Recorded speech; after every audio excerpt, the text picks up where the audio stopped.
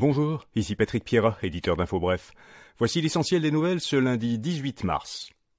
Vladimir Poutine a remporté une nouvelle élection présidentielle. Selon des résultats préliminaires, il a été réélu président de la Russie avec plus de 87% des voix.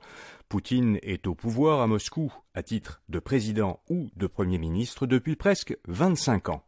Des responsables occidentaux ont affirmé que l'élection présidentielle russe n'était ni libre ni équitable. Le gouvernement polonais a ajouté qu'elle se déroulait dans un contexte de répression sévère en Russie et en violation du droit international dans les 4 régions occupées par les forces russes en Ukraine, où les gens ont dû voter pour l'élection présidentielle russe. Au Québec, les données du réseau de l'éducation sont désormais accessibles en ligne. Le gouvernement Legault a mis en ligne hier un tableau de bord de l'éducation. Il est inspiré de celui du réseau de la santé créé en 2022. Le tableau de bord de l'éducation regroupe les principales données pour l'ensemble du Québec et par région, du préscolaire, du primaire, du secondaire et des formations professionnelles et pour adultes. Il présente également des données globales sur le personnel scolaire et la qualité de l'air dans les écoles. Vous trouverez un lien vers ce tableau de bord à infobref.com.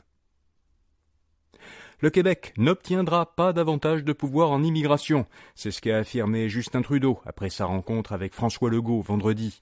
Trudeau a souligné que le Québec avait déjà plus de pouvoir en immigration que n'importe quelle autre province. François Legault soutient maintenant que son gouvernement examine toutes les options pour réduire le nombre de demandeurs d'asile et de travailleurs temporaires au Québec.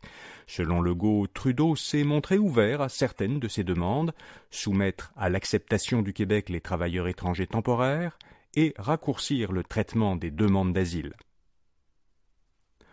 Paul Saint-Pierre Plamondon reproche aux médias de ne pas avoir respecté sa vie privée. Le Journal de Montréal a révélé que le chef du Parti québécois et sa famille avaient fait l'objet de menaces de mort. Saint-Pierre Plamondon s'est dit profondément déçu que des journalistes n'aient pas respecté sa demande de ne pas rapporter une première réponse que, lors d'un point de presse, il avait tenté de faire à une question sur le sujet et qu'il n'avait pas pu terminer sous le coup de l'émotion. Le chef péquiste estime qu'en exposant ainsi l'angoisse que ces menaces ont pu lui causer, ils ont manqué de sensibilité et d'éthique. Pierre Fitzgibbon croit que l'intelligence artificielle aidera le Québec à se décarboner. Le ministre de l'Économie a dit à l'agence La Presse canadienne que, pour que le Québec ne manque pas d'électricité et réussisse sa transition énergétique, Hydro-Québec et les autres entreprises québécoises devront incorporer l'intelligence artificielle dans leurs services. Selon Fitzgibbon, l'IA devrait, à l'avenir, par exemple, gérer les systèmes de chauffage et de ventilation des bâtiments. Le ministre souhaite par ailleurs qu'Hydro-Québec permette à ses clients, dans l'avenir, d'utiliser la batterie de leur voiture électrique, qui est rechargée pendant la nuit, lorsque la demande en électricité est faible, pour alimenter les appareils électriques de leur maison le jour, lorsque la demande est forte. La techno montréalaise Nuvei pourrait être achetée par un fonds américain. Selon le Wall Street Journal, la firme montréalaise de paiement électronique Nuvei serait en négociation avec Advent International, une firme d'investissement privé de Boston. Un accord pour une transaction pourrait être annoncé prochainement. Nuvei a une capitalisation boursière de plus de 4 milliards de dollars. Ses actions ont perdu presque la moitié de leur valeur l'an dernier. Loblaw a laissé un appareil pour empêcher ses clients de partir sans payer. La société canadienne de commerce de détail teste dans 4 magasins en Ontario des lecteurs numériques qui obligent les clients ayant utilisé les caisses libre-service à présenter un reçu de leurs achats pour pouvoir sortir du magasin. Une porte automatique s'ouvre seulement après avoir reçu la confirmation que le client a bel et bien acheté quelque chose. Cette installation vise à contrer le vol à l'étalage. L'entreprise a souligné à CBC que le crime organisé dans les commerces de détail est un phénomène qui empire. Aux États-Unis, la Commission fédérale des communications a modifié sa définition de ce qu'elle considère comme de l'Internet haute vitesse. Il faut désormais des débits de téléchargement d'au moins 100 mégabits par seconde et des débits de téléversement d'au moins 20 mégabits par seconde pour s'appeler haute vitesse. Depuis 2015, les débits planchers étaient 4 à 7 fois plus bas. Ils étaient de 25 mégabits par seconde pour le téléchargement et de 3 pour le téléversement.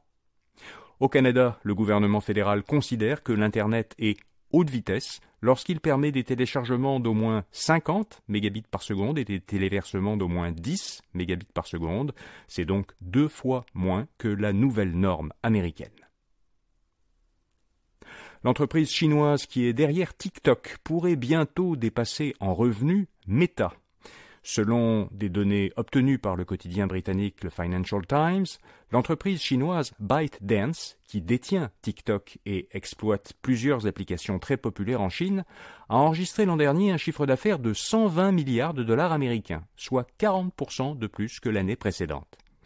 120 milliards, ce n'est pas loin du chiffre d'affaires de Meta, qui a augmenté l'an dernier moins rapidement, de 16%, pour atteindre 135 milliards de dollars américains. Toujours selon le Financial Times, l'application TikTok aurait à elle seule enregistré l'an dernier un chiffre d'affaires de 16 milliards de dollars américains. Et puis comme chaque lundi, InfoBref vous fait découvrir une jeune entreprise québécoise innovante. Cette semaine, Fably, une jeune pousse montréalaise qui a conçu un lecteur interactif sans écran, conçu pour développer l'intelligence émotionnelle, l'imagination et d'autres habiletés cognitives chez les enfants de 10 ans et moins. Beaucoup d'enfants se divertissent devant la télévision, l'ordinateur, le téléphone ou la tablette électronique. Or, le temps quotidien que passent les jeunes enfants devant les écrans nuit au développement de leurs habiletés sociales. Alors, le lecteur interactif de Fably mise plutôt sur l'audio. Il diffuse, par un haut-parleur intégré, différents types de contenus comme des histoires interactives, des jeux et des ambiances sonores apaisantes. Les parents peuvent gérer le contenu que consomment leurs enfants au moyen d'une application. Pour en savoir plus sur Fably, allez lire son portrait à infobref.com. Voilà, vous savez l'essentiel. Bonne journée et à demain matin.